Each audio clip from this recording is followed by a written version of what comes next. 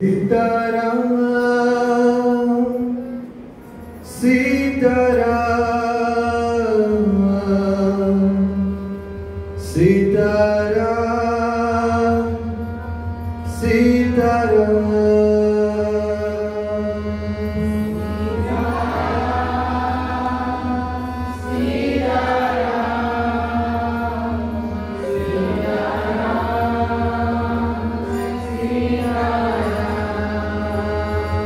सीताराम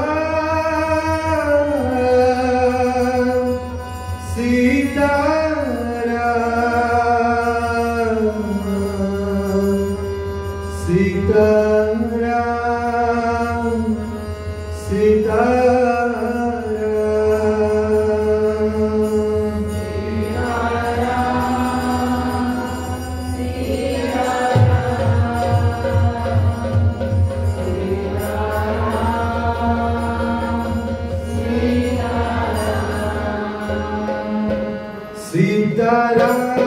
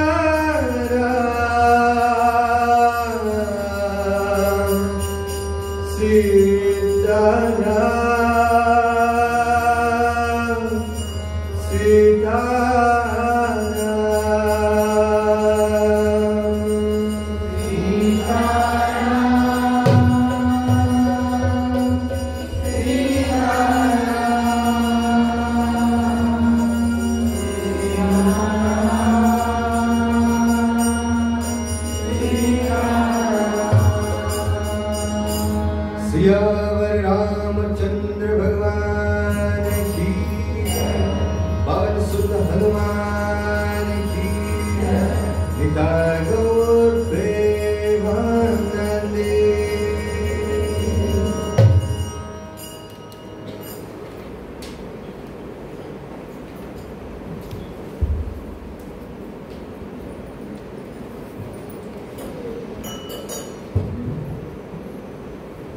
हरे कृष्णा।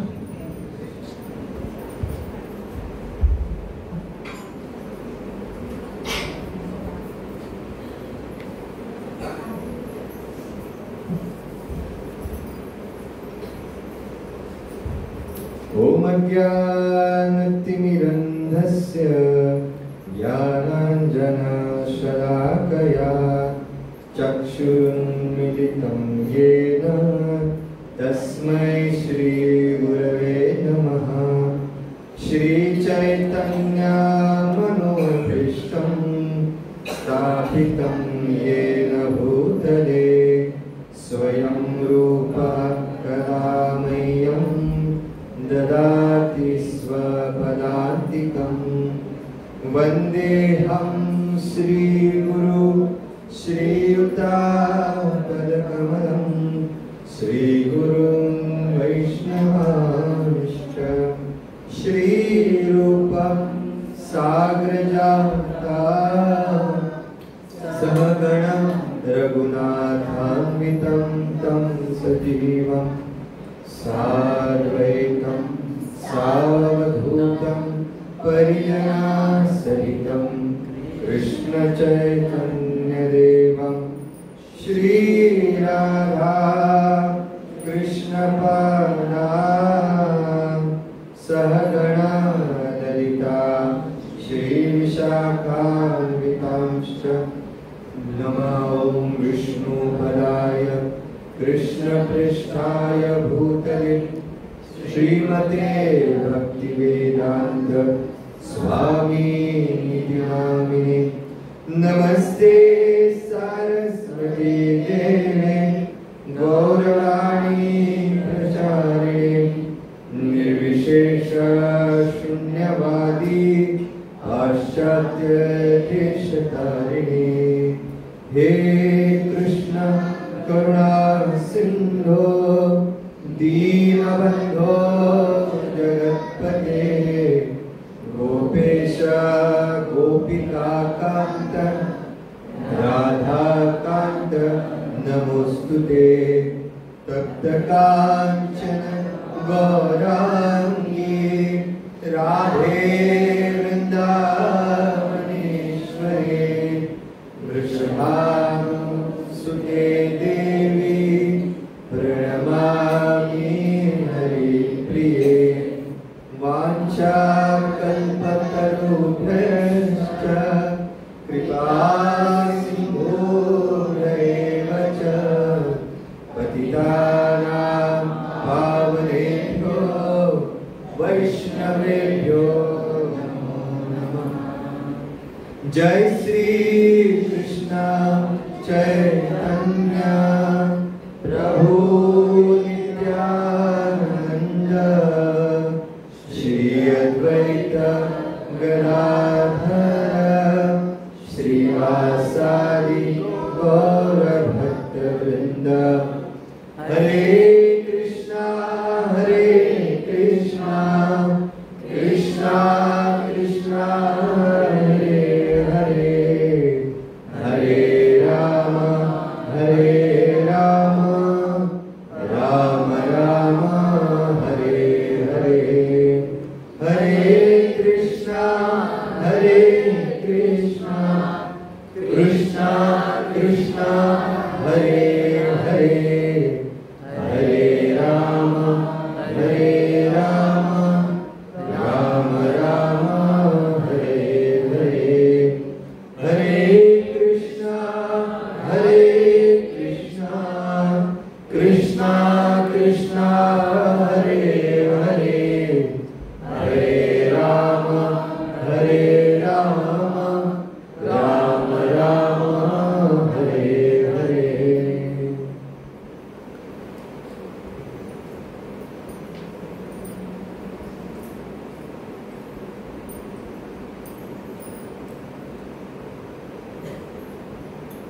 हरे कृष्णा।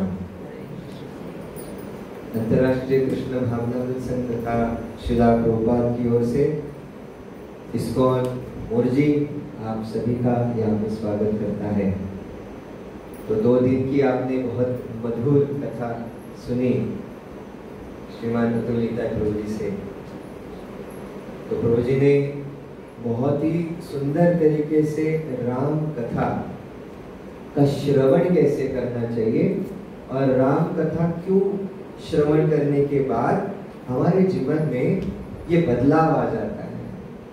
भक्ति में हम अग्रसर हो सकते हैं। जितना हम बाकी सारी कथाओं में उतना रुचि नहीं लेते जितना हम राम कथा में लेते हैं। राम कथा एक ऐसी कथा है जो आप अपने जीवन से संबंध उसको जोड़ सकते हैं। जैसे मर्यादा पुरुषोत्तम श्री राम, आज जिस मर्यादा की बात हम करने वाले हैं, जिस पुरुषोत्तम श्री राम जी ने इन सारी मर्यादाओं को ध्यान में रखते हुए उनका पालन किया है, उन मर्यादाओं का आज हम चर्चा करने वाले हैं। बहुत ही सुंदर कथा है और मैं इसके तो योग्य नहीं हूँ। मैं आप सभी भक्तों से आशीर्वाद चाहता हूँ कि जो भी गुरु की कृपा से, श्रील प्रभुपाद की कृपा से जो भी मैं कहने का प्रयास करूँ वो आपके आशीर्वाद से सिद्ध हो। हरे कृष्ण।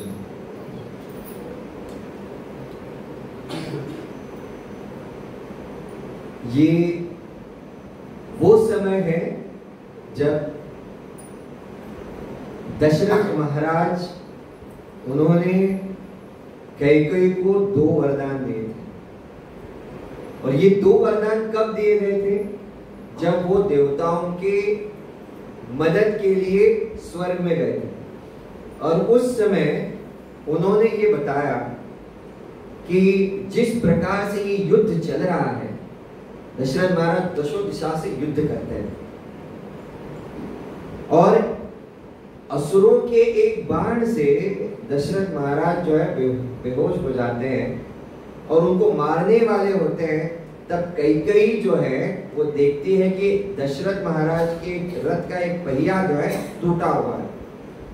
तो उनकी मदद के लिए दशरथ महाराज जो लड़ रहे हैं, उस अवस्था में कैकेयी नीचे उतरती है और अपना हाथ जो है वो उस चाक में डाल देती है। और दशरथ महाराज युद्ध कर रहे हैं। देवताओं पर जो है उन्होंने विजय जो है असुरों से प्राप्त कर ली। और असुरों से प्राप्त करने के बाद पीछे मुड़ के देखा तो कैकेयी गायब। और कैकेयी को गायब देखते ही दशरथ महाराज के दिल को बहुत चोट पहुंची, क्योंकि पहली बार कैकेयी ने कहा था मैं आ रही हूं, मैं छतरानी। तो ये सुनने के बाद दशरथ महाराज ने उनको आने के लिए कहा। तो अभी उनकी जिम्मेदारी थी कि उनको कैसे संभाले। तब नीचे उतर के देखा तो कैकेयी जो है उनके रथ को संभाल रही थी और उनका पूरा हाथ जो है खून से लथपथ हो गया था। दशरथ महाराज ये जान गए कि कैकेयी की वजह से मेरी जान बच गई। ये होने के बाद कैकेयी को दशरथ महाराज ने 2 वरदान दिए और क्या कहा? कैकेयी मांग लो, जो मांगना चाहती हो मांग लो, मैं आज खुश हूं। एक पुरुष को कभी भी अपनी स्त्री को जो भी चाहे हो मांग लो, ऐसा कभी नहीं कहना चाहिए। पता नहीं कब कहां कैसा समय आना पड़े, तो बहुत खतरनाक होता है। और कभी दुख में भी निर्णय नहीं लेना चाहिए।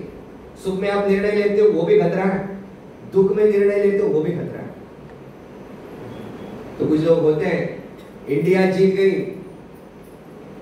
तो भी पिएंगे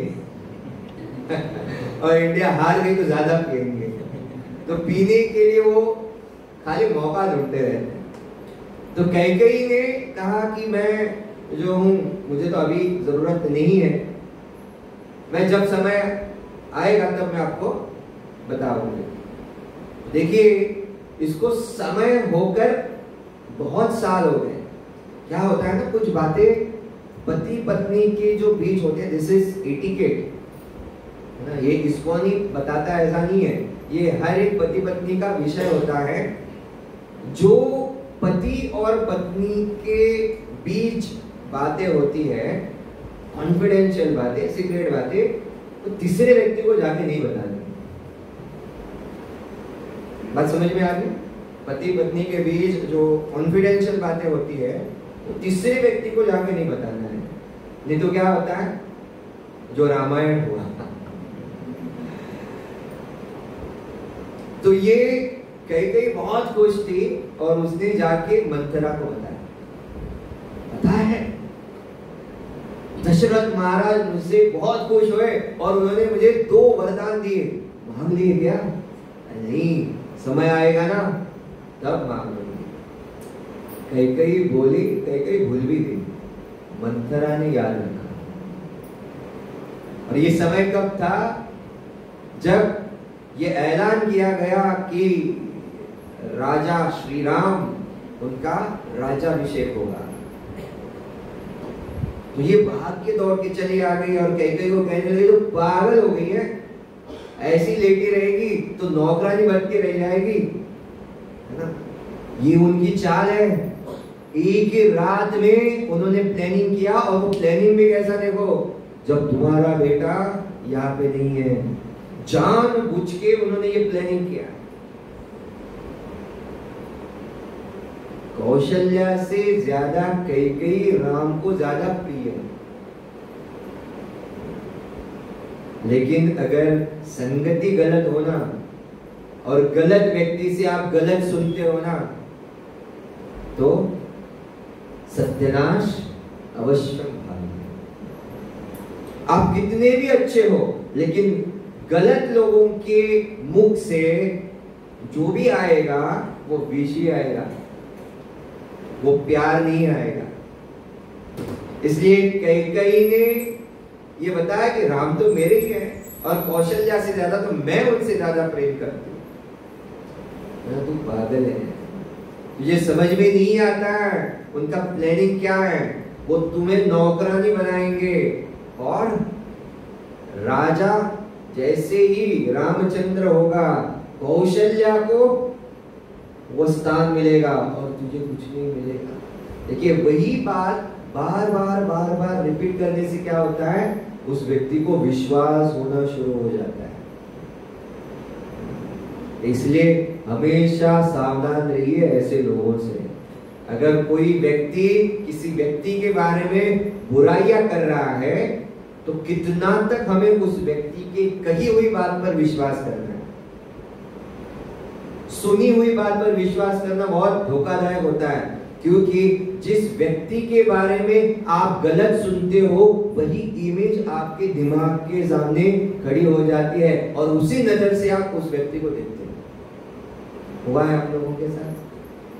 किसी ने किसी व्यक्ति के बारे में अनाप शनाप बोला, गलत बताया, तो वही वो व्यक्ति कितना भी अच्छा हो, लेकिन अगर गलत सुना है ना, तो वो गलत ही व्यक्ति आपके दिमाग से जाएगा नहीं। क्यों नहीं जाएगा? क्योंकि गलत व्यक्ति से गलत आपने सुना। ये बार बार सुनने के बाद कैकेयी मंथरा को कहती है, तुम ही मेरी प्रिय सखी हो, you are my true well wisher. मैं इतने दिन से मुझे लग रहा था कि कोई मेरे जो वेल विशर है वो मेरे पतिदेव है, श्री राम है। भगवान, तुमने मेरी आंखें खोल दी, बताओ मुझे क्या करना होगा। जब ऐसे व्यक्ति के वश में कैकेयी आ गई, तो ये सुनने के बाद मंथरा बोली, इसी पल का तो मैं प्रतिक्षण इंतजार कर रही। करना क्या है? करना क्या है? तुम्हें याद है क्या? दशरथ महाराज ने तुम्हें 2 वर दिए थे। अब वो 2 वर मांगने का समय आ गया है। कोप भवन में जाओ, ऐसी अवस्था करो कि राजा को लगना चाहिए कि तुम उनके ना अलग अलग भवन थे, गुस्सा आया तो वहां पे ऐसे माहौल तैयार करेंगे। रानियों के अलग अलग महल थे, खुश हो गए तो अलग महल। हमारे यहाँ पे क्या है, एक ही घर में सब होता है। को भवन भी वही है, खुशियां भी वही है और सब है ना। तो इनका अलग अलग महल हुआ करता था। को भवन वहां पे गई, सब अंधेरा। तो जब दशरथ महाराज वहां पे गए, उन्होंने देखा कैकेयी जो है अपने कमरे में, महल में नहीं है।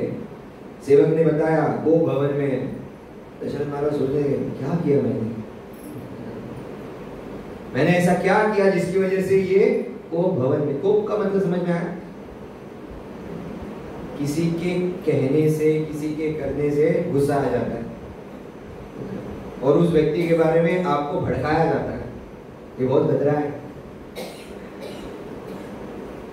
देखिए, जब दशरथ महाराज ढूंढते ढूंढते वहां को भवन में वो चले गए, उन्होंने देखा कि ये कैकेयी जो है बाल ऐसे बिखरे हुए हैं, अलग ही वेशभूषा की हुई है, कुछ बोल नहीं रही है।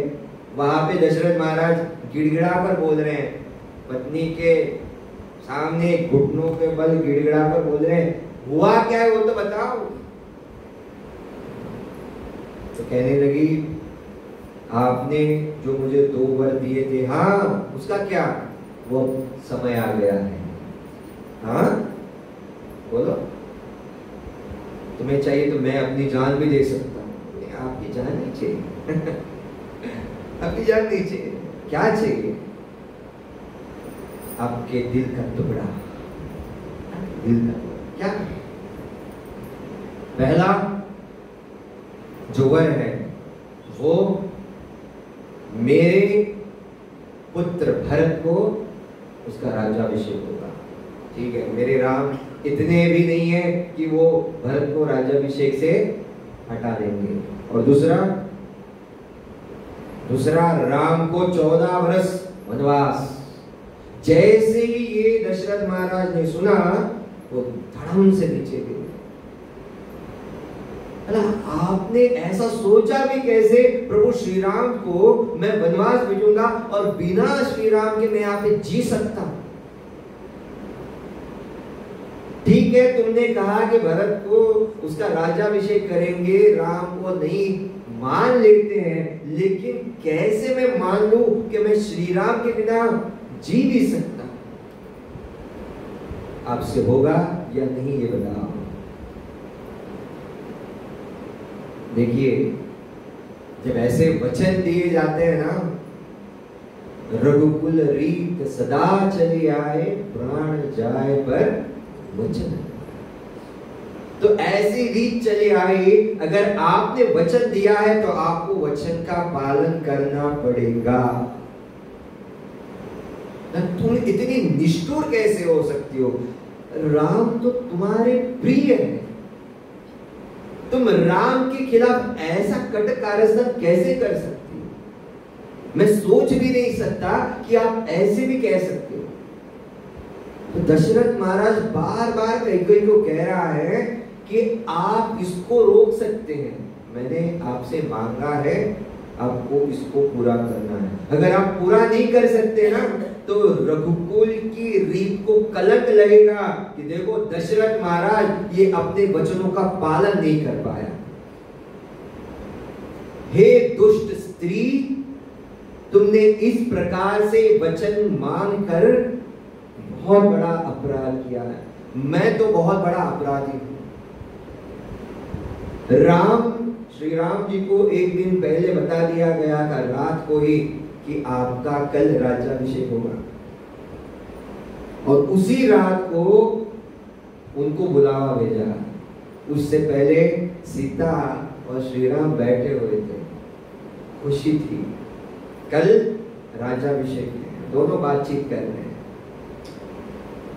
जब उनको बुलावा आया, श्री राम जी ने अपना जो हार है ना, ये ऐसा उसको उतारा और सीता के गले में पहनाया और आंखों में बात की, देखो ये फूलों का हार मैं आपको पहना रहा हूं, लेकिन यही जब मैं वापस आऊंगा यही फूलों का हार मिलेगा ही ऐसा नहीं,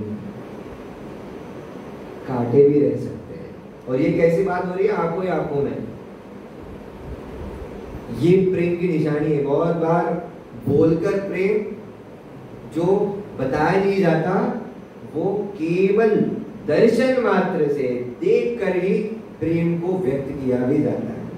तो राम वहां से चले गए, वहां पर देखा कि ये अलग ही माहौल है। कैकेयी वहां पे बैठी हुई है, दशरथ महाराज जोर जोर से रो रहे हैं, कह रहे राम राम राम। पिता को प्रणाम किया, पूछा कि आपने यहाँ क्यों बुलाया? तो दशरथ महाराज ने कहा कि राम तुम मेरे प्रिय हो राम। कैकेयी ने कहा राम आपको यहाँ पर आने के लिए 2 कारण हैं। हाँ आप बताइए, आपका जो भी वचन है वो मैं शिरोधार्य, मैं उसको पालन करने के लिए तैयार। आपके पिता ने मुझे 2 वर दिए थे, वो आज उनको संपन्न करने का समय आया है। माताजी आप बताइए, आप जो कहने के लिए कहेंगे मैं करने के लिए तैयार हूं। पहला, तुम्हारे भ्राता भरत का राज्याभिषेक होगा, और दूसरा तुम 14 बरस वनवास जाओगे। बस इतनी सी बात, इतना हंगामा करने की क्या आवश्यकता है? ठीक है आपने बोला जाए। हम अगर राम की जगह होते तो सोचने वाली बात है। एक दिन पहले आपको बोला गया कल आपको इस्कॉन का अध्यक्ष बनाया जाएगा।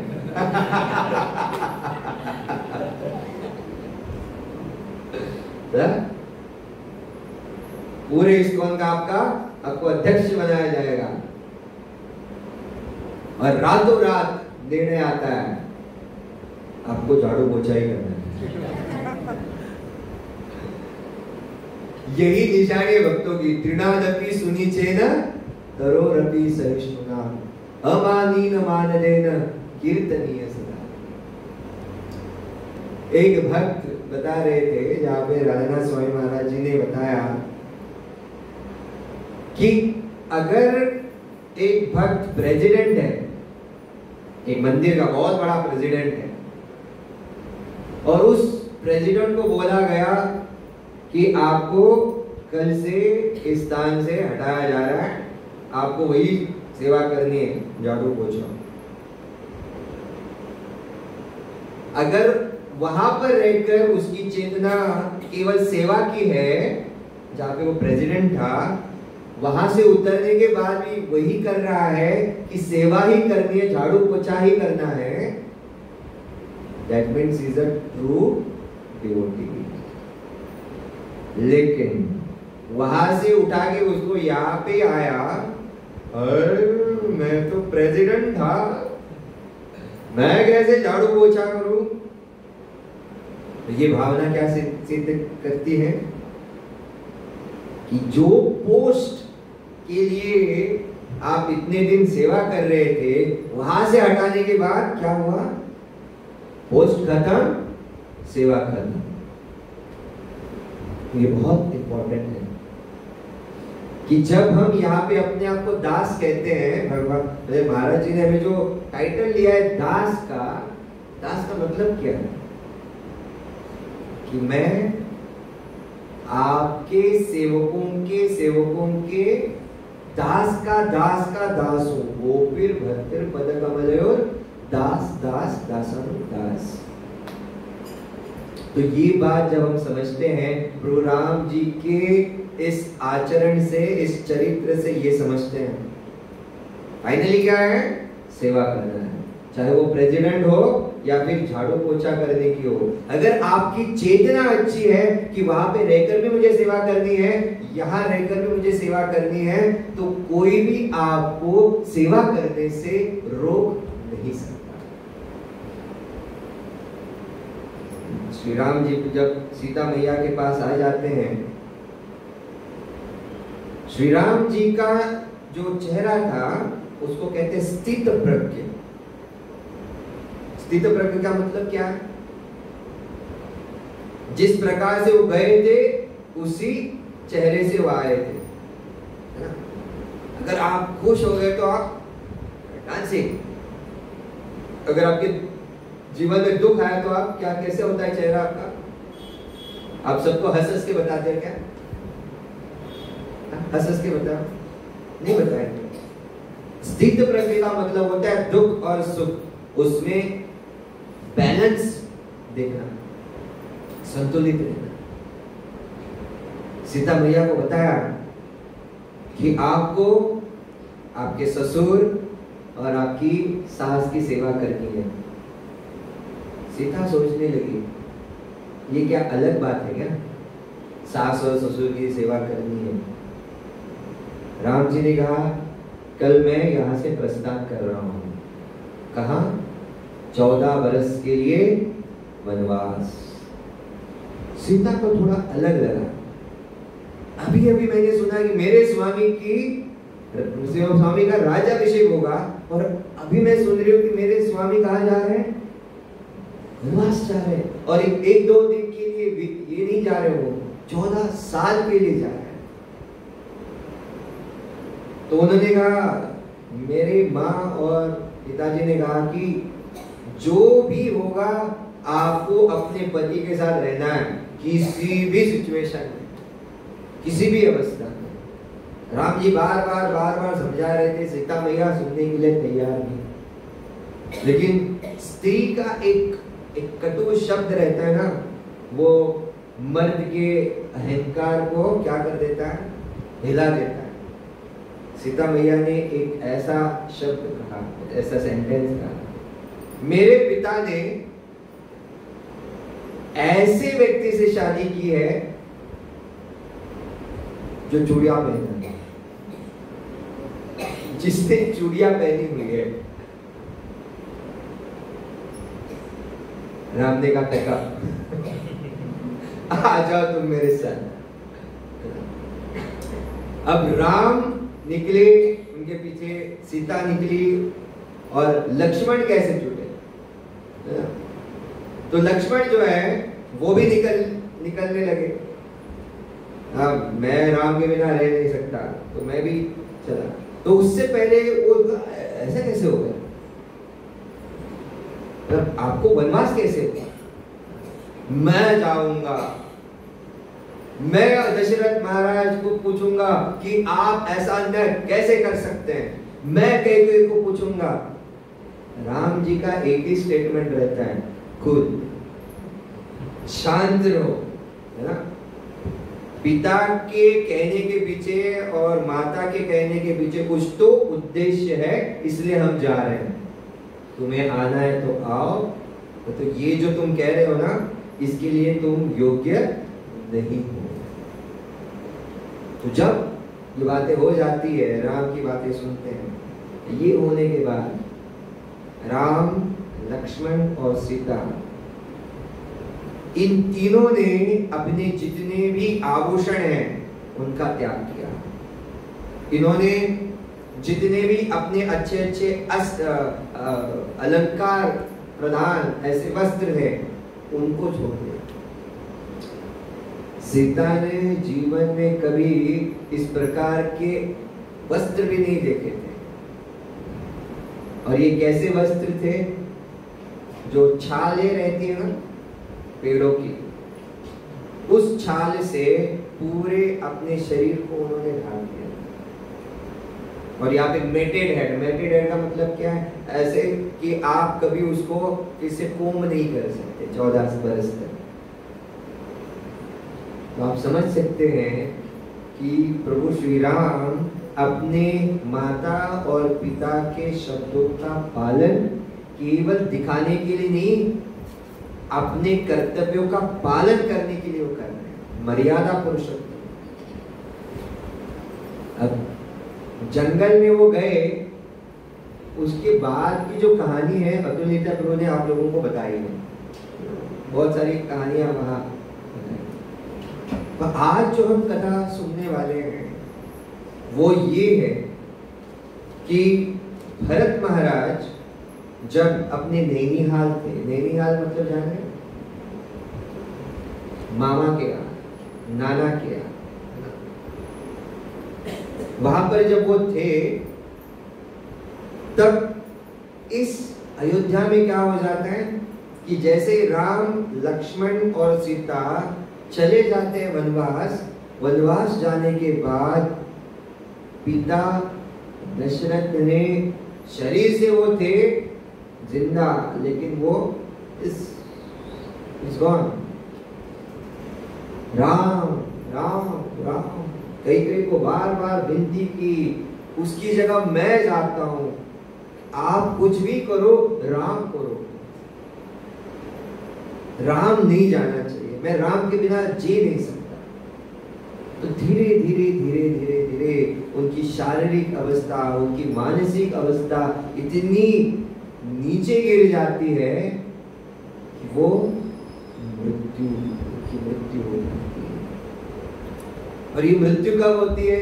सुबह सुबह भाट आते हैं। भाट का मतलब क्या है कि बहुत सारे जो सिंगर्स रहते हैं, गायक रहते हैं, सुबह सुबह 4 बजे उनको उठाने के लिए आते हैं। मधुर ध्वनि, भोपाली जैसा स्वर रहता है, तो मधुर ध्वनि गा के उनको उठाया जाता है।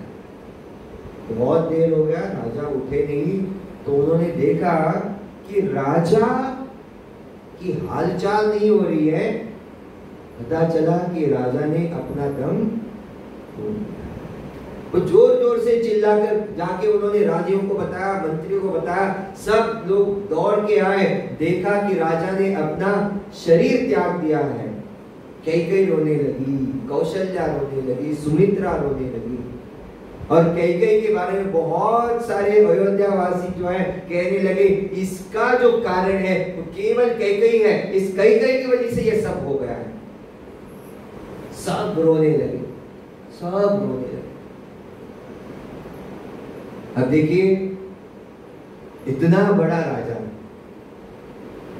अग्नि देने के लिए पुत्र नहीं है वहां पे सामने। राम, लक्ष्मण चले गए वनवास, और भरत और शत्रुघ्न है नैनीहाल। तो तुरंत एक संदेश वाहक भेज दिया जाता है। तो वहां पर जाने के बाद वशिष्ठ जाते जाते उस संदेश वाहक को बोलते हैं कि आपको करना क्या है, वहां पर जाके बताओ कि आपकी उपस्थिति यहाँ पे बहुत जरूरी है, तो जल्दी जैसी भी अवस्था में हो आप वहां से आना। This is also very important.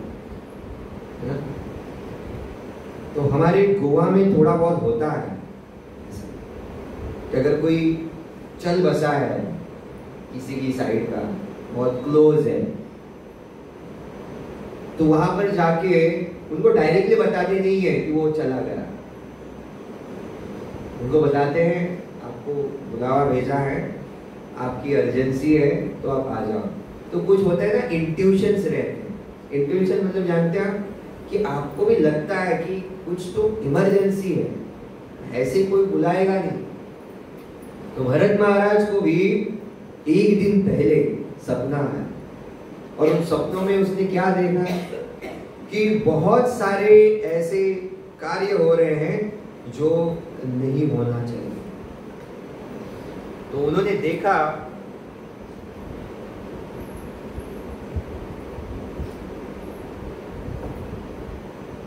जिस प्रकार से मेरे जो पिता है उन्होंने अपने केश अस्त व्यस्त किए हुए हैं, काले रंग के कपड़े पहने हुए हैं, ऊपर से वो एक तेल के कुंड में गिर जाते हैं, और वहां पर उनके शरीर पर तेल गिरने के बाद वहां पे जो चावल है उनको वो खा रहे हैं। अलग ही सपना है, आप सोच भी नहीं सकते ये वो क्या रहा है। उसके बाद वो आगे कहते हैं कि अकस्मात ये दृश्य परिवर्तित होता है कि मैं देखता हूं कि सागर पूरा सूखा हुआ है, चंद्रमा ऊपर से नीचे गिरा हुआ है, और वहां पे मेरे पिता को जो है ये काली काली औरतें जो हैं बहुत सता रही हैं। और उसके बाद मैंने देखा कि वहां पे ज्वालामुखी फटा हुआ है और मेरे पिता को गधे के रथ पर बिठा के कोई तो दक्षिण की ओर मतलब नीचे की ओर लेके जा रहा है, और उतने में उसकी आंखें खुल जाती हैं। अच्छा, मतलब ये है क्या, हुआ क्या है? ये मैं सोच भी नहीं सकता कि ये हो क्या रहा है। और उसी समय संदेशवाहक आ जाता और कहता है कि आपको वशिष्ठ जी ने तुरंत बुलाया है अयोध्या। तो कहता है सब कुशल मंगल तो है? हाँ, सब कुशल मंगल है, आप जल्दी आइए। वहां से अयोध्या आते आते बहुत सारे विचार भरत के मन में चल रहे हैं कि कुछ अनहोनी ना हो जाए, कुछ अलग ऐसा कुछ ना हो जाए। लेकिन जैसे ही वो अयोध्या में प्रवेश करते हैं, अयोध्या में प्रवेश करने के बाद सब जगह पे अंधेरा ही अंधेरा है। जैसे इस प्रकार की जो उजड़ा हुआ पूरा महल है, किसी के चेहरे पर खुशी नहीं है, सब लोग जो है जोर जोर से रो रहे हैं, कुछ तो हुआ है। चले जाते हैं कैकेयी के महल में, और कैकेयी के महल में जाने के बाद झुकते हैं, प्रणाम करने के लिए पूछते हैं, माता सब कुशल मंगल तो है ना? हाँ, सब कुशल मंगल है भरत। लेकिन इस पूरे राज्य में, अयोध्या में मैं देख रहा हूं कि कोई किसी के चेहरे पर मुस्कुराहट नहीं है, सब जो है वो रो रहे हैं। प्रभु श्री राम को बोलिए कि मैं आया हूं, उनका भाई भरत आया है, मैं पिता को मिलने के लिए आतुर हूं, मैं जाना चाहता हूं पिता के दर्शन के लिए। देखिए ये ऐसा सिचुएशन है, भरत जानना चाहता है कि एग्जैक्टली हुआ क्या है, हो क्या रहा है। तो देखिए, अगर आप बहुत ही स्वार्थी है ना, तो आपके मन में कोई भी संवेदना नहीं रहेगी, आप कैजुअली बोल देते।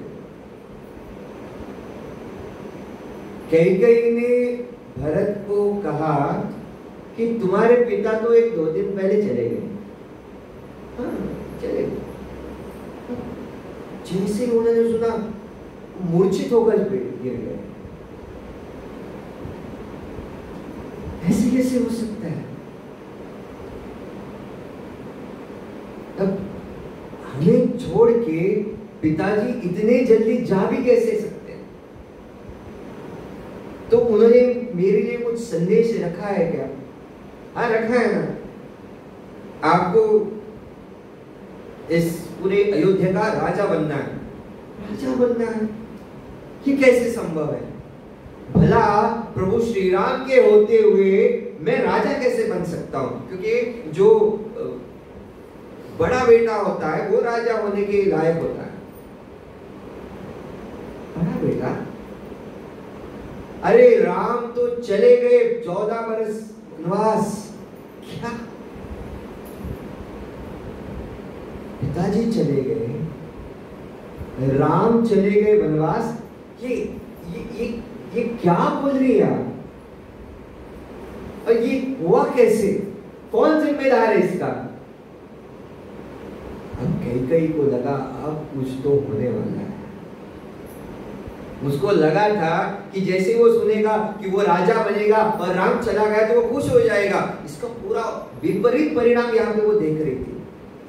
जैसे उन्होंने सुना कि राम वनवास गया है कौन वो व्यक्ति जिन्होंने मेरे प्रभु राम को वनवास भेजा है? उन्होंने कहा मैंने तुम्हारे पिता से 2 वर मांग के रखे थे। एक वर जहाँ पे तुम इस राज्य के राजा बनोगे और राम जो है वो 14 बरस वनवास जाएगा। निष्ठुर स्त्री, देखिए अब जितनी देर से वो मां कह रहा था तुरंत बदल गया, कहने लगा तुम इतनी निष्ठुर कैसे हो सकती हो? आपकी वजह से मेरे पिता हम सबको छोड़कर चले गए, और इतना ही नहीं आपने मेरे पूज्य श्री राम जी को भेज दिया वनवास। आप इतनी पापिणी निशाचिनी कैसे हो सकती है? आपने जरा भी दया की भावना नहीं है। मैं आपका चेहरा भी नहीं देखना चाहता, आप मां कहने के योग्य भी नहीं। और ये कहने के बाद भरत फिर से मूर्छित हो गया, क्योंकि वो सहन नहीं कर पाया कि पिताजी चले गए और राम जो है वनवास चले गए। जब वो मूर्छित थे, कैकेयी ने भरत को जो है अपने गोद में रखा, उसको सहलाने लगी, और 1 घंटे के बाद जब वो मूर्छित से सचेतावस्था में आ गया, उसको इतना गुस्सा आया, लगा मैं यहाँ पे आपको देखना भी नहीं चाहता, मैं आपकी सूरत भी नहीं देखना चाहता। वो चले गए कौशल्या के कमरे में, महल की ओर। जैसे ही कौशल्या को पता चला, कौशल्या दौड़ के चले आई और भरत को आलिंगन दिया, कहने लगे पुत्र। और भरत भी जो है जोर जोर से रोने लगा। एक क्षण कौशल्या ने देखा कि ये भरत वही भरत है जिसकी वजह से मेरा बेटा वनवास गया है, तुरंत उसको धकेल दिया। आ गए तुम, बहुत खुश हो गए होंगे तुम ना, प्रभु राम को वनवास भेज के संभालो इस राज्य को। देखिए यहाँ पे भरत को मिसअंडरस्टूड किया गया, गलत ठहराया गया। भले ही भरत तो कुछ मालूम ही नहीं है इसके बारे में। भरत कहने लगा माता, मेरे दिल में, मेरे हृदय में प्रभु राम जी के लिए जितना स्थान है, मैं ये दावे के साथ कह सकता हूं, इस कुटिल स्त्री ने ये सब कुछ किया है, मैं उसके नियोजन में भागीदार नहीं हूं। जान लीजिए, मैं आज भी प्रभु राम जी को उतना ही प्रेम करता हूं जितना मैं नैनीहाल जाने से पहले करता था। मैं वनवास जाऊंगा, प्रभु श्री राम जी को फिर से लौटकर लेके आऊंगा, आप निश्चिंत रहिए। जैसे ही कौशल्या ने ये सुना, बहुत अच्छा लगा कि इसके मन में कोई मैल नहीं है। अब राजा नहीं है इस राज्य के लिए, तो वशिष्ठ बाकी सारे लोग आए, कहने लगे अगर राजा नहीं है ना तो पर राज्य के लोग जो है, राजा जो है वो यहाँ पर आक्रमण करेंगे, तो आप जल्दी क्या करो, राजाभिषेक करो और आप इस राज्य को संभालो। भरत कहता है प्रभु राम के होते हुए मैं सोच भी कैसे सकता हूं कि इस सिंहासन पर मुझे बैठने का अधिकार भी नहीं है। मैं जाना चाहता हूं वनवास, जहां पे प्रभु राम जी को मैं कहूंगा कि आपकी जगह मैं वहां पे रहूंगा, मैं 14 साल वनवास करूंगा, आप यहां पे आइए। और वो फिर से जाने की तैयारी करते हैं, वनवास जाने की तैयारी करते हैं। सभी सैन्य, सभी जो सुमंत, इन सब को इकट्ठा किया और चले गए। बीच रास्ते में उन्होंने देखा वहां पे गुहा है, आपने सुना होगा गुहा की कथा। राम जब जा रहे थे, उनकी जो नौका पार करने वाली थी, है ना, तो उन्होंने अपना पैर जो है नौका को डालने नहीं दिया। उसका कारण भी सब मालूम है। अब देखिए, बात यहां तक आई थी गुहा को कि भरत आ रहा है और वो राम जी को मिलने जा रहा है, तो उसके मन में भी शंका आ गई। उन्होंने सभी अपने जितने भी साथी थे उनको बोला, देखो तैयार रहो, अगर भरत वहां पर राम को मारने के लिए जा रहा है ना, उसको हम पहले यहां ही मार देंगे। सचेत रहना, सारी नौका जो है उसको तहस नहस करके छोड़ना है हमें, अगर वो पार भी करना चाहते हैं। तो गुहा जब वहां पे गया, उन्होंने देखा तो भरत, उन्होंने प्रणाम किया। तो ये जानना चाहता है गुहा कि भरत किस उद्देश्य से राम को मिलना चाहता है। तो वहां पर भरत जी ने कहा कि मैं श्री राम जी को मिलना चाहता हूँ, भरद्वाज मुनि का आश्रम कहाँ है, कृपा करके वो मुझे बताइए। मैं उस दिशा से जाके श्री राम जी के दर्शन पाना चाहता हूँ और उनको फिर से यहाँ लाना चाहता हूँ, जहाँ पे वो अयोध्या में आके फिर से राजा बन सके। जैसे ही गुहा ने सुना, उनके मन का मैल मिट गया। देखिए, कर्ता कौन है और भरता कौन है? किया किसने? कैकेयी ने। षड्यंत्र किसका था? मंत्रा का था। अब इन दोनों की वजह से भुगत कौन रहा है? भरत, जो राम को लक्ष्मण से भी ज्यादा प्रिय है। तो एक सेवक की जो भावना रहती है वो ये है। बहुत सारे लोग आपके ऊपर डाउट्स करेंगे सेवा करते करते, क्यों करता है ये? मुझे लगता है ये बड़े बड़े भक्तों के सामने, उनकी आंखों के सामने आना चाहता है, इसलिए सेवा कर रहा है। सेवा क्यों की जाती है?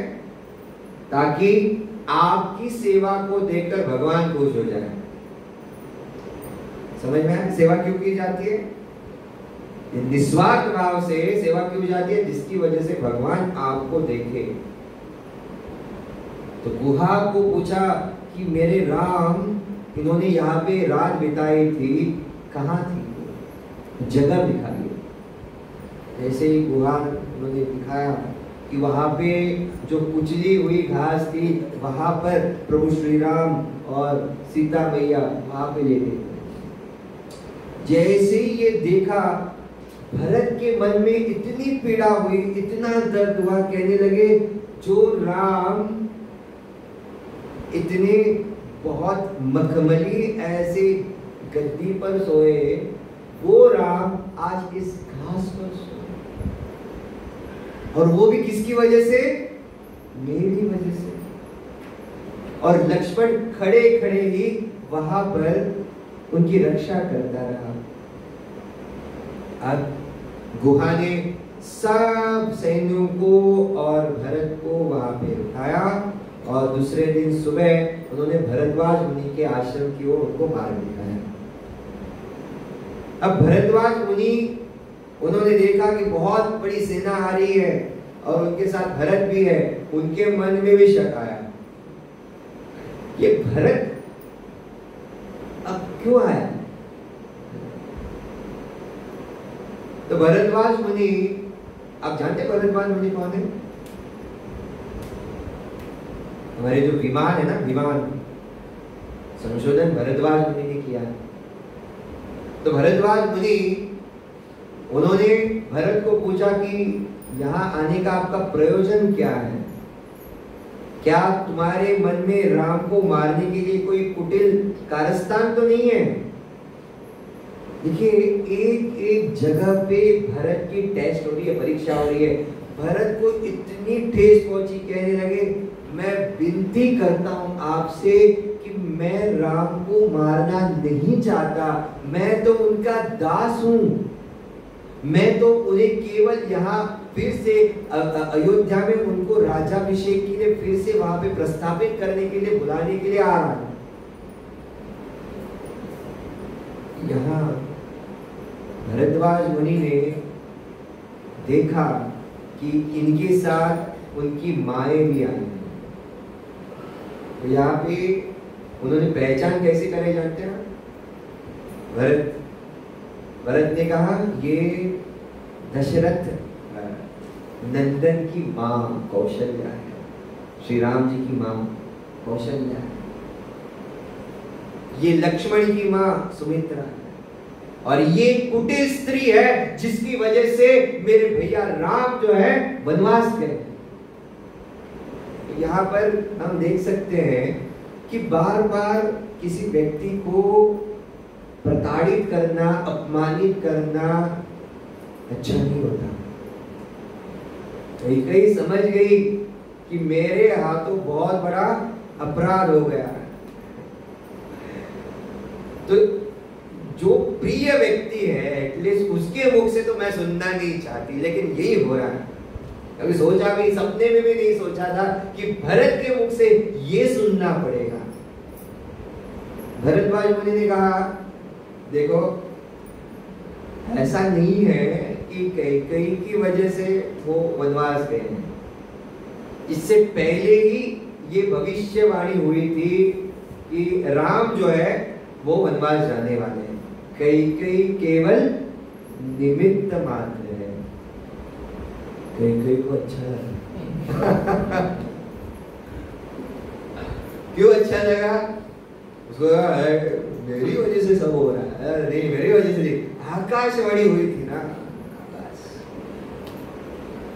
मतलब अगर दो भक्तों में अगर संबंध अच्छा नहीं है तो सीनियर को इंटरफियर करना पड़ता है,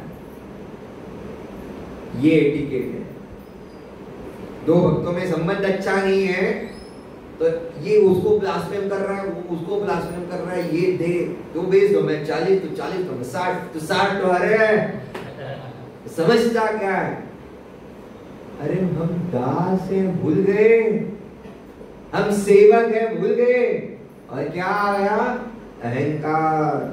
अरे तू समझता क्या है? तू कृष्ण भक्त, अरे मैं भी तो दुगना कृष्ण भक्त हूं। अगर मन में ये अहंकार आएगा ना, कृष्ण आपको छोड़कर चले जाए। भगवान रास लीला को छोड़ के चले जाते हैं। क्यों? क्योंकि गोपियों के मन में भी अहंकार आया, देखो कृष्ण हमारे साथ रास लीला खेलने के लिए आया। मदन ने देखा, अरे मदन मतलब जानते कामदेव ने देखा, अरे मैं अपने बाणों से सबको प्रहार करता रहता हूं, और कामदेव कहाँ रहते जानते हैं? यहाँ आंखों में। और जैसे ही किसी की सुंदरता को देखा बाण चुप गया, क्या लग जाता है बाद में प्रेम, अट्रैक्शन, आकर्षण। जैसे सामने से चली जाके दिल धड़कने लगता, ये कामदेव करते हैं। अब यहाँ पे भगवान कृष्ण को देखा कि ये चले गए, इसका मतलब ये सारी इच्छाओं के ऊपर है। अब हम जब यहाँ पे बात करते हैं दो भक्तों की, तो बड़े भक्त जो है इंटरफेयर करते हैं और समझाते हैं कि असलियत में हमारे जीवन का उद्देश्य क्या है। अमानी न मान देना कीर्तनीय सदा है। मैं मेरे सामने वाले भक्त को मान लूंगा, मैं उससे अपेक्षा नहीं करूंगा कि वो भी मुझे हरे कृष्णा बोले। आपने बोला ना हरे कृष्णा, ठीक है, आप क्यों अपेक्षा रखते हैं उसने भी हरे कृष्णा बोलना चाहिए? एक्चुअली होना है, लेकिन अपेक्षा नहीं रखनी चाहिए। किसी कारणवश उसके मन में कुछ तो चल रहा है, उस व्यक्ति को भी मालूम नहीं कि वो आपके बारे में कुछ सोच रहा है, इसलिए नो हरे कृष्ण, नो हरे कृष्णा नहीं। ये गलत फहमी बहुत खतरनाक होती है। इसलिए कम्युनिकेशन बोलो उस जाके उस भक्त से। हमने बोला ना तृणादपि सुननी चाहिए ना, हम्बल बनो, नम्र बनो, टॉलरेंट बनो और उनके सामने याचना करो मुझसे क्यों? उसने देखा नहीं है प्रॉब्लम किसको हो रहा है, मुझे हो रहा है, वो आराम से प्रॉब्लम मुझे हो रही है, तू वहां पे जाके भीख मांगो, कहो क्या गलती हुई है, क्योंकि परिणाम आपके जप पर होता है, परिणाम आपके संबंधों पर होता है, परिणाम आपकी मानसिकता पर होता है। बेस्ट उस भक्त के पास जाओ, याचना करो और क्लैरिफाई। ये भरद्वाज मुनि ने किया, क्लैरिफाई किया। ये केवल निमित्त मात्र है कहीं। भरत को भी बताया कि आपको अपनी माता के साथ इतनी निष्ठुरता से पेश नहीं आना है। जैसे आप कौशल्या और सुमित्रा का आदर रखते हो, वैसे ही आप कैकेयी का भी आदर रखो। तब से कैकेयी और भरत का संबंध अच्छा हुआ। अब आगे ये जा रहे हैं और वन में प्रवेश किया। सेना एक जगह पे छोड़ के वहां पर भरत और बाकी सारे शत्रुघ्न उनको लेके वनवास वन में चले गए प्रभु श्री राम को मिलने के लिए। जब इतनी बड़ी सेना आती है ना, और वो भी शांत ऐसी जगह पे, घोड़ों की टप, वहां पे हाथियों की आवाज, पूरी जगह पे धूल हो रही है, जहाँ पे प्रभु श्री राम और सीता मैया एक जगह पे बैठे हुए हैं, और ये कोलाहल सुनकर लक्ष्मण को कहते हैं, लक्ष्मण जरा जाके देखो तो, क्योंकि मुझे लगता है कोई तो सेना आ रही है। तो वहां पे लक्ष्मण कहता है मैं जाके देखता हूं, और वो बहुत ऊंचे पेड़ पर चढ़ता है, और ऊपर पेड़ पर चढ़ने के बाद देखता है कि बड़ी सेना आ रही है। तो कहता भैया, ऊपर है ना तो मुझे लगता है कोई तो सेना आ रही है हमारे ऊपर आक्रमण करने के लिए, तो हम अपने धनुष बाणों को सज्ज करते हैं। और उसने देखा कि भैया मैं देख रहा हूं कि ये अयोध्या का ध्वज है, मुझे लगता है ये भरत आ रहा है यहाँ पे, अभी दिखाता हूं इस भरत को, उसकी वजह से हम यहाँ पे इस वनवास में हैं, नहीं छोड़ूंगा उस वनवास, इस भरत को नहीं छोड़ूंगा, उस कैकेयी को मार डालूंगा। राम ने कहा नीचे चल।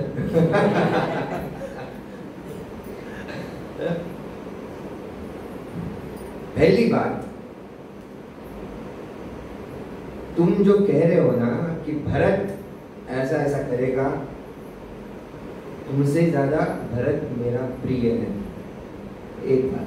दूसरी बात, देखो कैसे अहंकार कैसे होता है, अरे फट जा रहा है उसको, देख। दूसरी बात, मैं भरत से कहूंगा कि लक्ष्मण जो है उसको अयोध्या का राजा बनाओ, वो ना नहीं कहेगा।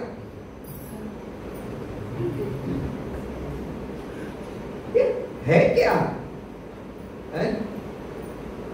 मैं आपकी ओर से इतना सब कुछ कह रहा हूं, ये उल्टा गेम मेरे ऊपर आ रहा है। हुआ है क्या कभी हमारे साथ? हुआ है? हम किसी के बारे में अच्छा कुछ करने के लिए जाते हैं, हमारा इंटेंशन अच्छा होता है, तो उल्टा हमारे ऊपर आ रहा है।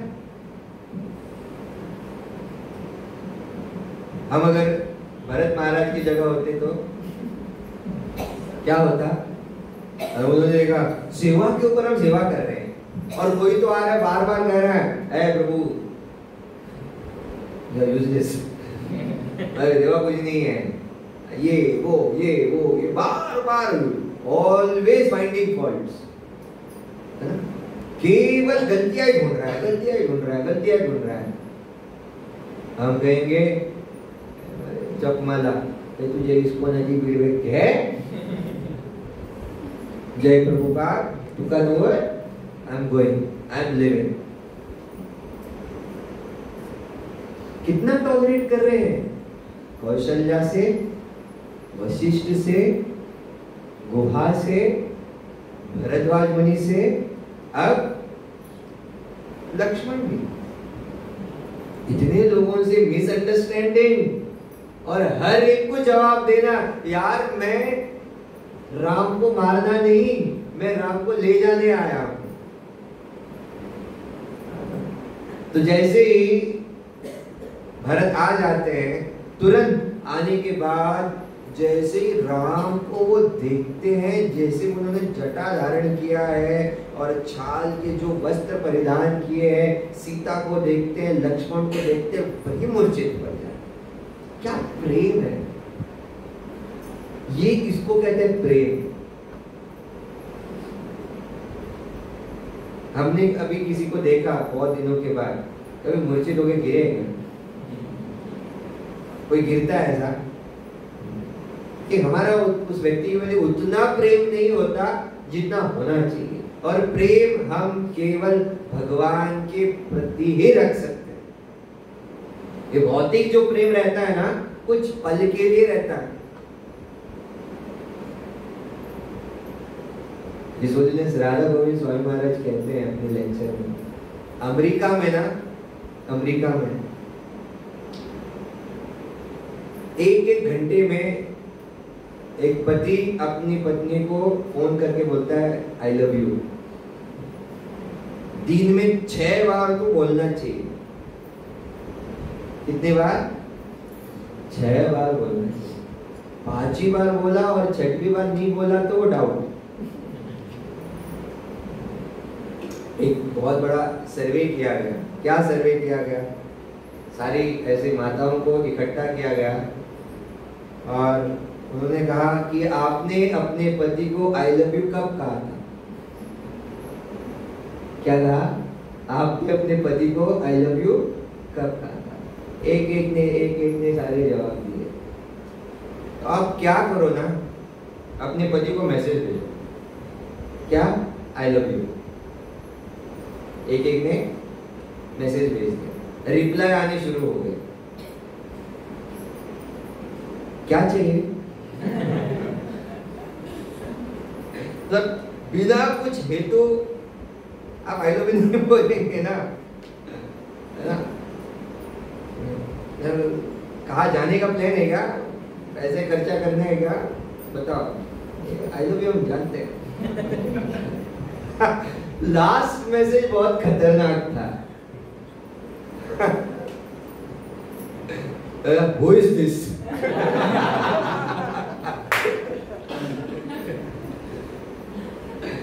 तो आई लव यू का मतलब जानते हैं आप? आई लव यू का मतलब होता है आई सर्व यू। मैं आपकी सेवा करना चाहता हूँ। When I come in front of Srila Prabhupada, I love you. When I come in front of Nitai Sachidanand, I say, Nitai Sachidanand, I love you. I love you from bottom of my heart. क्यों कहते हैं? Because I want to serve you. मैं आपकी सेवा करना चाहता हूँ। उनकी सेवा कैसे की जाती है? कीर्तन से की जाती है। उनकी सेवा हम भक्तों के संग में रहकर भक्तों की सेवा करके की जाती है। आई सर्व यू का मतलब होता है प्रभु और माता जी, in any situation of your life, I am there for you. That is called I love you. एक लड़का लड़की एक दूसरे को I love you बोलते हैं। ये I love you नहीं है, ये फेक I love you है। खाली 14 फरवरी को होता है, उसके बाद खत्म। I love you should be every day, now and then to Lord Krishna, right? Because at a time of death, only Krishna comes to take you back home, back to Godhead. है ना?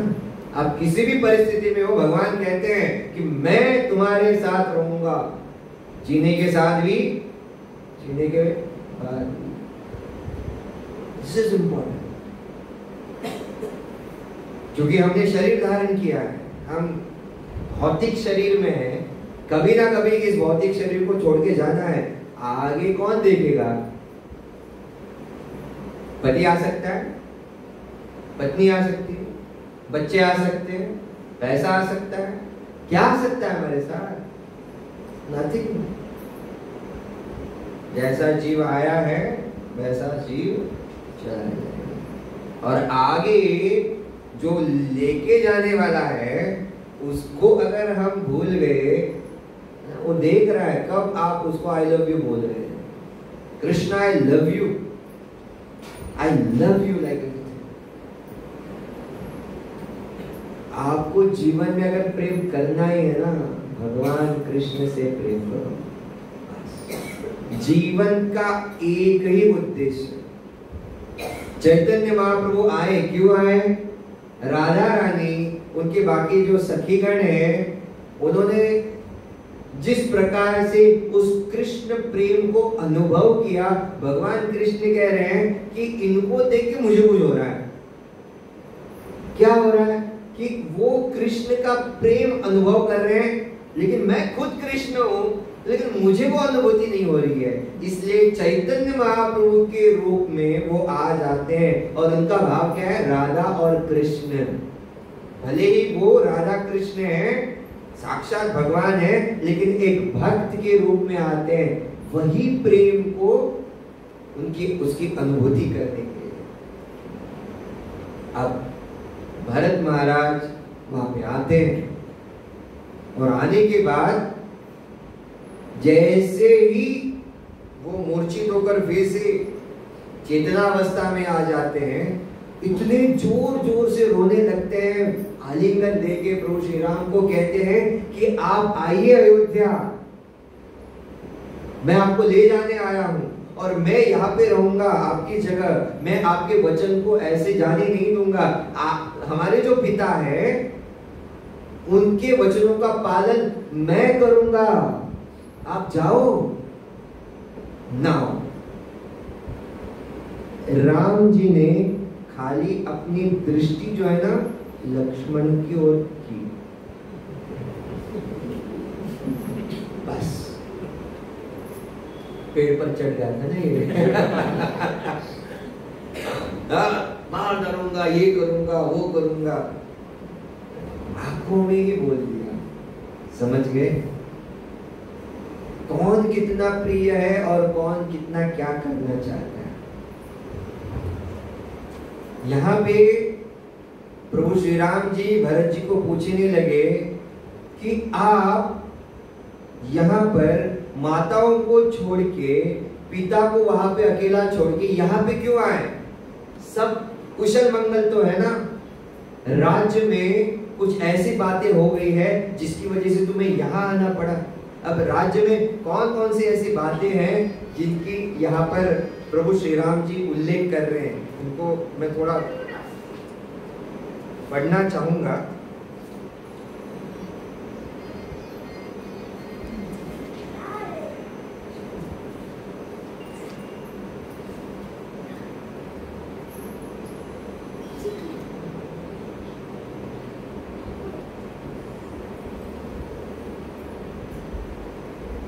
राम ने भरत से कुछ इस प्रकार प्रश्न पूछे जो वहां उपस्थित समस्त व्यक्तियों के लिए शिक्षाप्रद थे।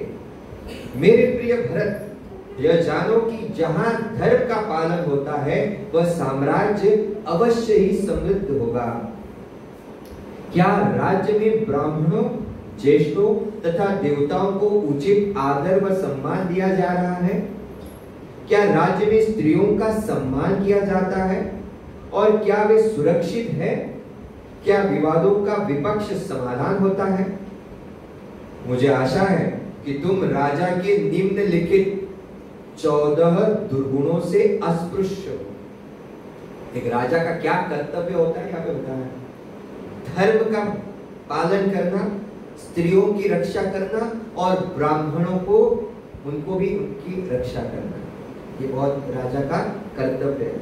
अब ये पूछ रहे हैं 14 दुर्गुण बताएं, बुरी बातें। नास्तिकता, पाखंड, क्रोध, दीर्घसूत्रता, आलस्य, इंद्रियों की दासता, उपदेशों की अवहेलना, सतर्कता का अभाव, अयोग्य मंत्रिमंडल के प्रति प्रीति, योजना में अव्यवहारिकता, रहस्यों में गुप्त रख पाने की अक्षमता, मूर्खों की संगति, धार्मिक विधियों की उपेक्षा एवं शत्रु का सामना करने में विफलता। ये बुरे गुण हैं। अगर एक एक के ऊपर भी हम चर्चा करेंगे ना, तो राज्य कैसे चलाना है यहाँ पर राम जी बता रहे हैं।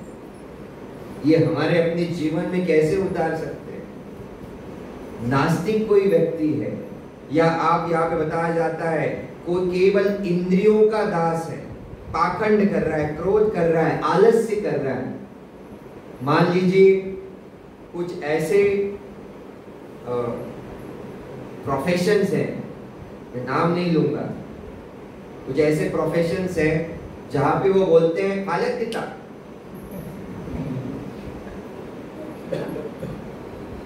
आईस गेलो पालक तुझ्या घरात उभे असं काढून दिले। कभी हुआ है ऐसा? ये आलस्यता बहुत ही खतरा है।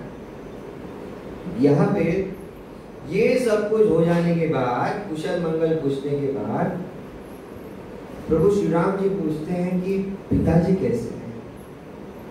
कुशल मंगल तो है।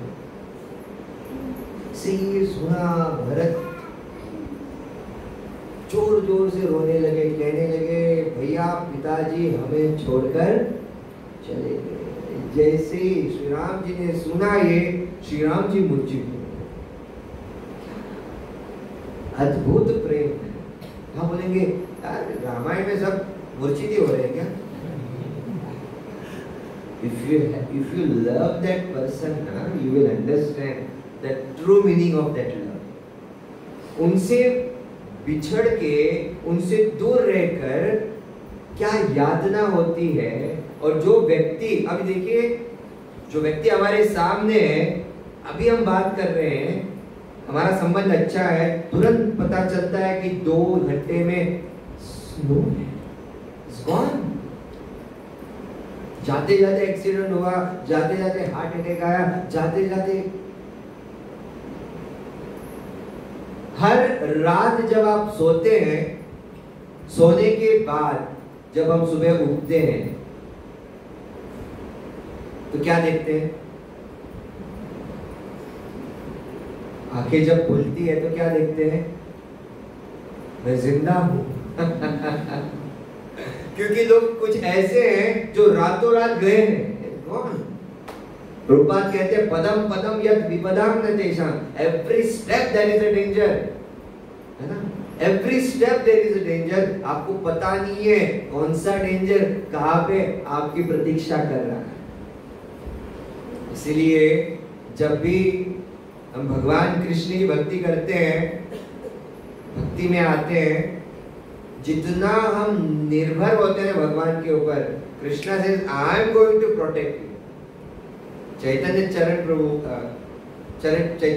प्रभु एक बताते हैं अपने लेक्चर में, कृष्णा से आई विल प्रोटेक्ट यू। इसका मतलब क्या है?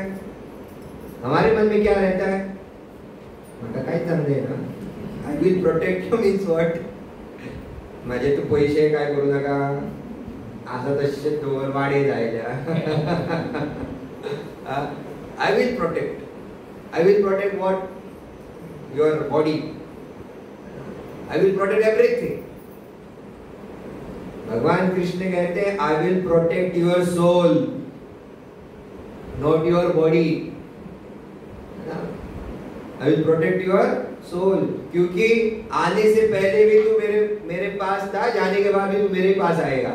So I will protect your soul. मैं तुम्हारी आत्मा की रक्षा करूंगा।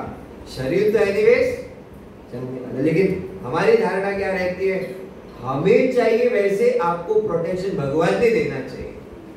भगवान दास है क्या? हमारे नौकर है क्या?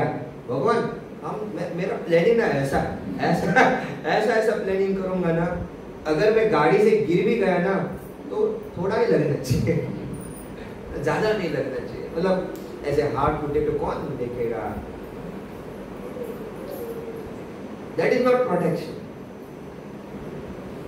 भगवान कृष्ण क्या कहते हैं? मैं आपकी आत्मा की रक्षा करूंगा। ठीक है? तो यहाँ जैसे ही प्रभु श्री राम जी ने ये सुना, उनको बहुत दुख हुआ, उनको बहुत पीड़ा हुई। कौशल्या माता आई, उन्होंने प्रभु राम जी को इतना आलिंगन दिया तो उन्होंने रो रहे हैं। सुमित्रा आई, कैकेयी आई, सब भ्राता सब परिवार वाले इकट्ठा होकर शोक कर रहे हैं पिताजी जाने पर।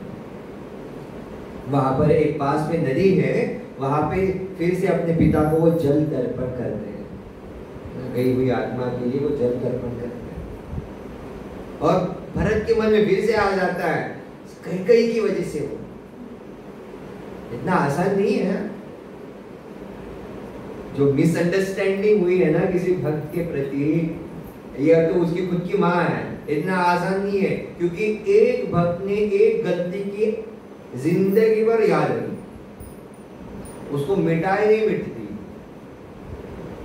You can forgive that person but you can not forget it.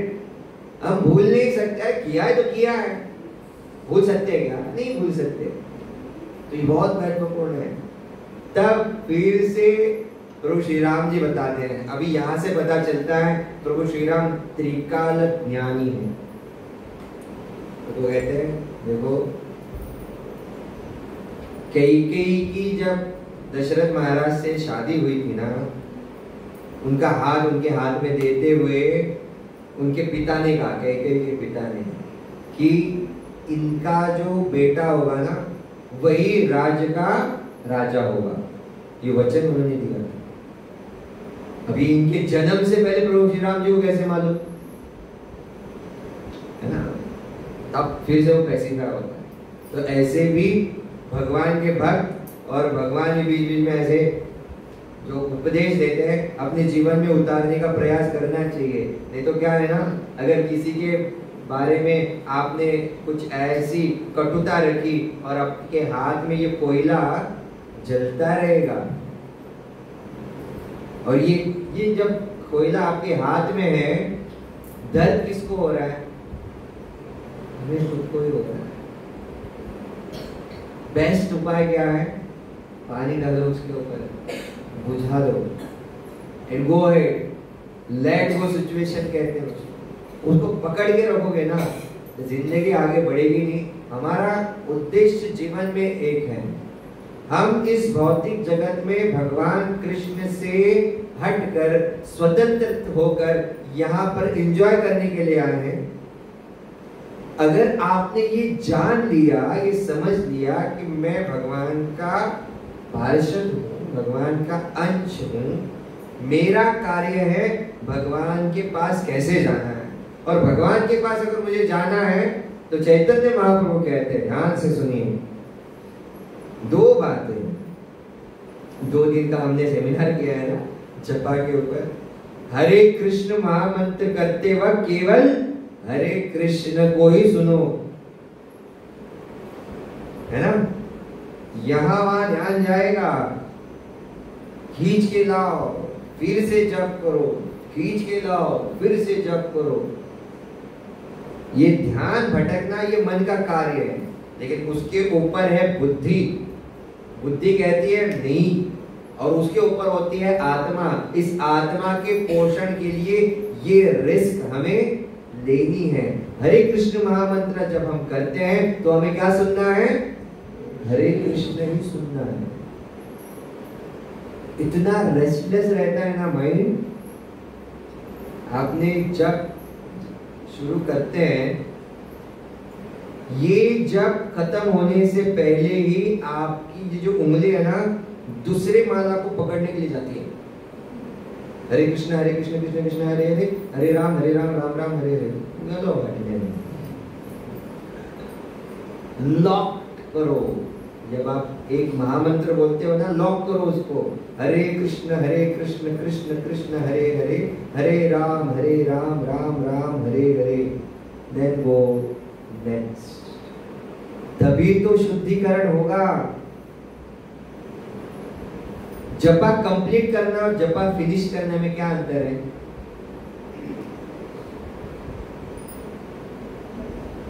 Finish जपा फिनिश एंड जपा complete, you here and you chant.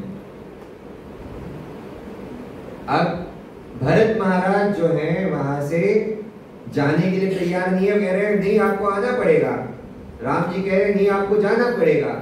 ये कह रहे हैं आना पड़ेगा, ये कह रहे हैं जाना पड़ेगा। तो प्रोग्राम जी बार बार उनको कह रहे हैं, आखिरकार थोड़ा डट के कहते हैं कि आपको जाना है। तो एक शर्त पर कहते हैं आपकी पादुका जो है वो मुझे दीजिए, ठीक है। तो इस पादुका को लेके वो चले जाते हैं भरद्वाज मुनि के आश्रम में और कहते हैं कि ये जो पादुका है मैं सिंहासन पर रखना चाहता हूं, ये पूरी अयोध्या चलाएगी, इसको आप अपनी शक्ति से इतना प्रबल कीजिए कि पूरी अयोध्या इनके पादुका के बल पर चले। और ये खुद नंदीग्राम जो अयोध्या के बाहर है, नंदीग्राम जानते हैं आप? नंदगांव अलग है, नंदीग्राम अलग है। यहाँ पे भरत महाराज की स्पेशलिटी बताता हूँ मैं, और 1-2 मिनट में खत्म।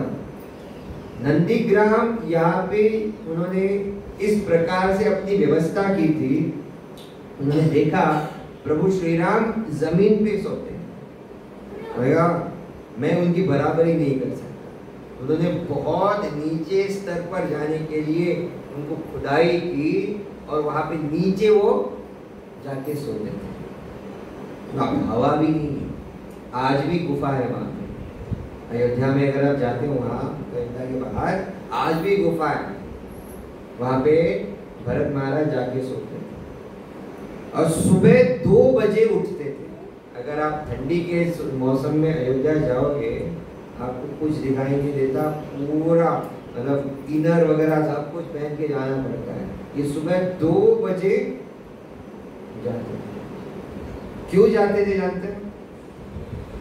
और शरयू नदी के पानी से स्नान करते थे, वो भी ठंडा, आइस चिल्ड। और ये क्यों किया जाता था? इसी वजह से किया जाता था कि 2 बजे सब लोग सो जाते हैं, मुझ जैसे पापी के ऊपर और किसी अच्छे व्यक्ति की नजर न पड़े। This is called humility. ये है नम्रता। भक्त अपने आप को नम्र तभी कह सकता है जब अपने आप को वो इतना पतित मानता है, इतना निचले स्तर का मानता है, जहां पे अगर किसी ने बोला भी ना कुछ, वो कहेगा इससे दुगना मुझे सुनना था, लेकिन ये भक्त देखो इतना ही बोल रहा है। हमारा उल्टा है, हम 1 सुनेंगे उसको 10 सुनाएंगे। क्यों? अहंकार इतना बड़ा है, भर भर के कूट कूट के भरा। इसलिए भक्ति में आगे बढ़ना है, नम्रता बहुत जरूरी। जितनी नम्रता होगी आप अपने जप पर इसका परिणाम देखोगे। यू विल एंजॉय योर जपा। नहीं तो ऐसे टग ऑफ वॉर होता है ना, खींच के खींचता नहीं, खींच के खींचता नहीं। हरि बोल होगा नहीं खींच। आपको अगर जपा में मजा आना है, अच्छा जप करना है, यहाँ पे बोला है चैतन्य महाप्रभु ने 2 बातें। कभी भी वैष्णव का अपराध मत करो, निंदा मत करो, और हरिनाम के प्रति अपराध मत करो। तो भरत महाराज तो यही बताते हैं। भरत महाराज लास्ट हमें यही बताएंगे कि भरत महाराज जी ने जिम्मेदारी ली पूरे अयोध्या की, और बिना उनके चौपट गुना पूरे अयोध्या को उत्कर्ष किया, पूरा उत्कर्ष किया अयोध्या का। और कैसे संभव है? जब आप अपने आप को दास दास दासानुदास की भावना रखते हो। जो भरत महाराज की स्पेशलिटी है। भरत महाराज ने कोई भी फैसिलिटी नहीं ली। अरे चलो राम नहीं है तो हम राजा, हम जो चाहे करेंगे। देखो ये पोजीशन भी बहुत खतरा होता है। जितना बड़ा पोजीशन उतना बहुत बड़ा खतरा। क्यों? कि ये पोजीशन आपको कब नीचे गिराएगा पता नहीं चलता। आप ऊपर पोजीशन पे हो लेकिन आपकी चेतना सर्विंग की है, दैट इज गुड। लेकिन आप नीचे हो और आपकी सर्विंग की भावना नहीं है, दैट इज वेरी डेंजरस। किसी को दिखाने के लिए, किसी का दिखावा करने के लिए हम यहाँ पे भक्ति नहीं कर रहे हैं। भरत महाराज के पूरे जीवन से हम यही सीख रहे हैं कि इतने सारे लोगों ने उनको मिसअंडरस्टैंड किया, मिसअंडरस्टूड किया, फिर भी उन्होंने भक्ति छोड़ी क्या? राम को फिर से ले जाने के लिए उन्होंने छोड़ा क्या? उन्होंने कहा देखो जैसे ही 14 वर्ष हो गए ना, आपको आना है, नहीं तो मैं अपने आप को खुदकुशी मतलब जीवन त्याग दूंगा। और ये एक्चुअली हुआ। हनुमान जी को अयोध्या भेजा गया, ये 14 साल हो गए ना, 14 वर्ष में बहुत कुछ बदलाव हो सकता है। तो अयोध्या में हनुमान जी को भेजा क्या देखने के लिए? भरत को ना जाके बताओ प्रभु श्री राम आ गए, 14 वर्ष हो गए, और उसके चेहरे के भाव को देखो। जरा भी तुम्हें लगा ना कि राम आ रहे क्या? क्योंकि 14 वर्ष तो मैं एंजॉय कर रहा था, अब वो आ रहे, इसका मतलब क्या? जो मेरी पोजीशन हो जाएगी। द मोमेंट हनुमान जी ने कहा कि प्रभु श्री राम आ रहे हैं, जंपिंग लाइक एनीथिंग, जय श्री राम। भरत की ये भावना है। भगवान के भक्तों की अगर आपको सेवा करनी है, उत्साह, निष्ठा, धैर्य, तत्त कर्म प्रवर्तना, आपको उत्साह होना चाहिए, दृढ़ निश्चय होना चाहिए, और उसके साथ साथ धैर्य होना चाहिए। 1 या 2 दिनों में हरे कृष्ण महामंत्र का जप किया और आप उछल उछल के नाच नहीं सकते। पेशेंस बहुत जरूरी है। भक्ति का मतलब होता है धैर्य होना।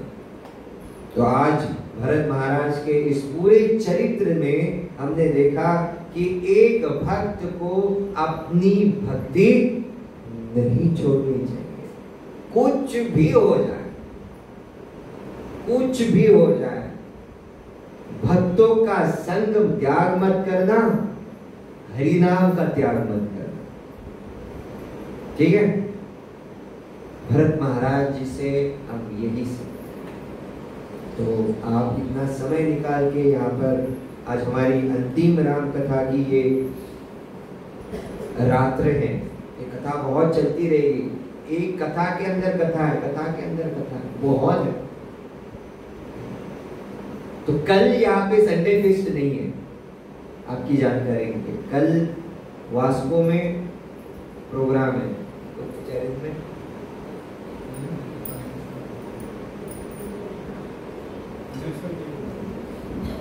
अनाउंसमेंट कल की थी, किसी ने नाम दिया है?